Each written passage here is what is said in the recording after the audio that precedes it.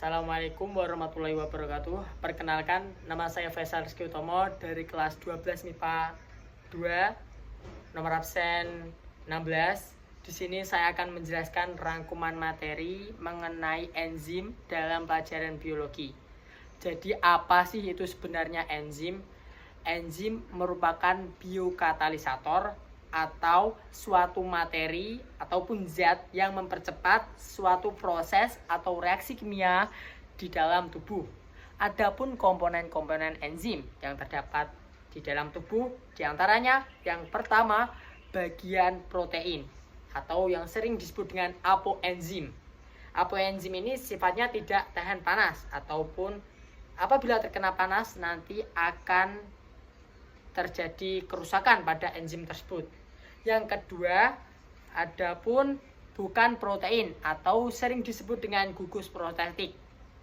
Gugus prostetik sifatnya aktif dan berasal dari molekul anorganik yang dapat disebut dengan kofaktor.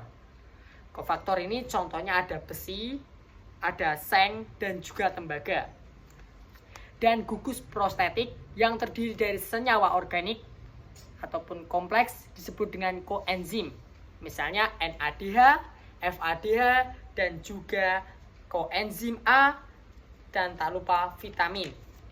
Selain komponen, enzim memiliki sifat sebagai berikut. Yang pertama, sifat enzim sebagai biokatalisator mempercepat reaksi kimia, walau reaksi kimia itu terjadi di dalam enzim tapi tidak merubah suatu proses terjadinya kimia tersebut. Yang kedua adalah enzim itu merupakan protein.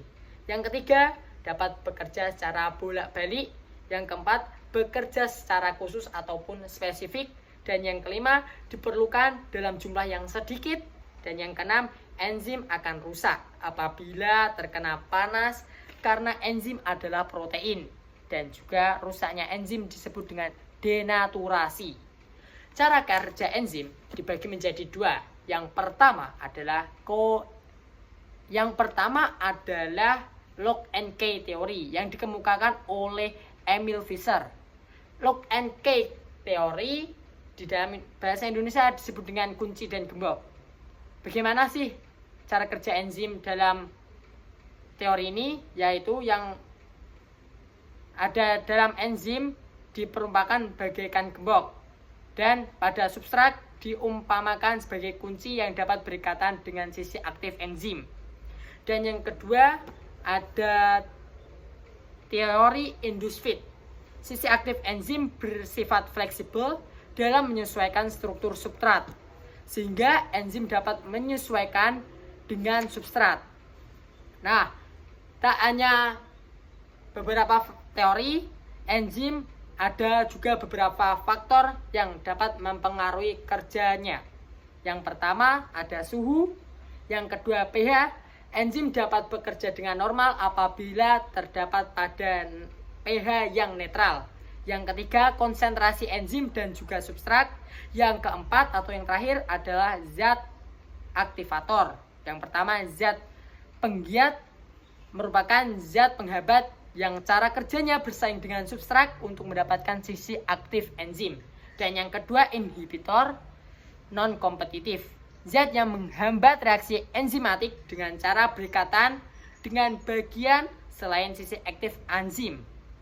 Ikatan ini menyebabkan perubahan bentuk enzim sehingga sisi aktif enzim tidak sesuai lagi dengan substratnya.